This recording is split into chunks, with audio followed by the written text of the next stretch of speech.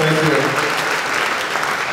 Well, I'm absolutely delighted to be here with you today. My wife would normally be with me, but she had to go back home and get some clothes because we're always on the road these days. But, you know, I would never have imagined that my life would go in the direction that it has.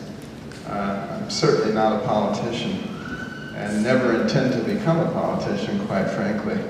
But that doesn't mean that you can't get involved in helping save our country. My platform really is based on three fundamental pillars.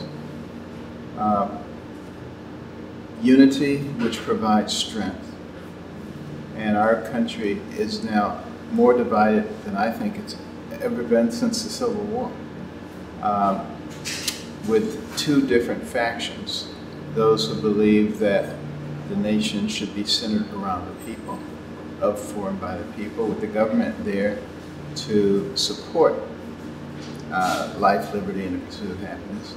And those who feel that the government knows best and that, you know, they should provide sort of a panacea for the citizens from cradle to grave.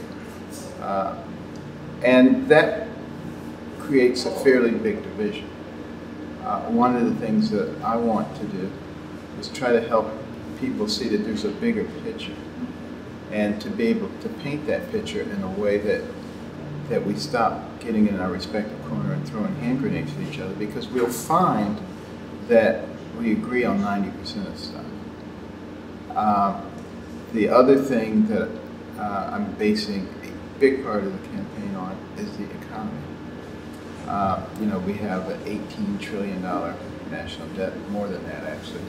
Now this will be the first year since war that our GDP is going to be smaller than our national debt. So the debt to GDP ratio creates either energy or drag on an economy. The economists say that when you get to 90% in terms of a GDP to debt ratio, you're not likely to experience much growth. And we've been there for the last more than a decade. The other thing you have to do is fix our tax system. 80,000 pages, our tax code. How can anybody comply with that? It's ridiculous. And it's really there more for control than it is for revenue. So you need to redo it in a way that is at least revenue neutral. And the way to do that, of course, is to make it flat or proportional, I like to call it. Everybody pays according to their ability that way. So that's the way it was proposed by God in the Bible, and it seems like he's a pretty fair guy. You make $10 billion, you pay $1 billion. You make $10, you pay $1. But everybody contributes. I actually believe it to be offensive when the liberals say, well, you know, poor people, they can't pay anything. Of course they can pay something. It won't be very much, but they can pay something. They have pride too, and you know, having grown up very poor and being in the lower rungs of society, I've met a lot of people who had pride. They don't want to be patted on the head and say, David, in court of them, you can't do anything. They want to feel they're carrying their weight. And you know, we need to get back to an America where we treat everybody the same. We don't have special people. Government is not there to take care of people from cradle to grave.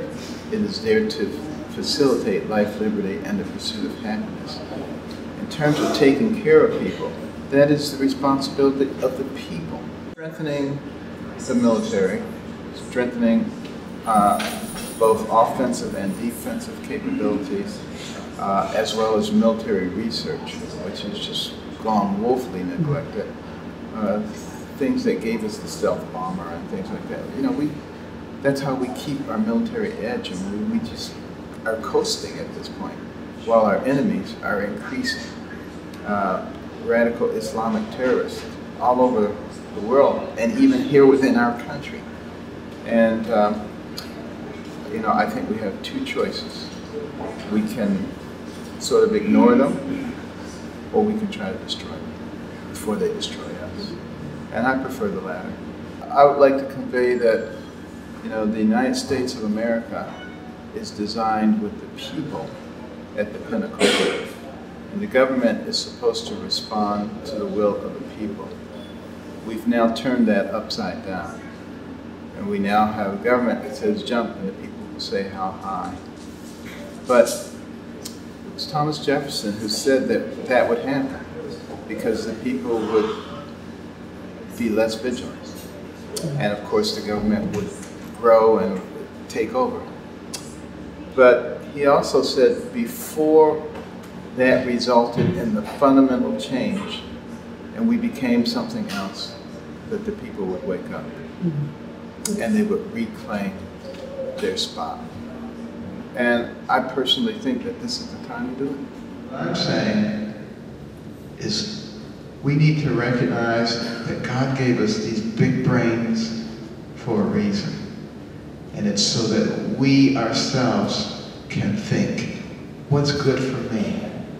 What's good for my children and my grandchildren?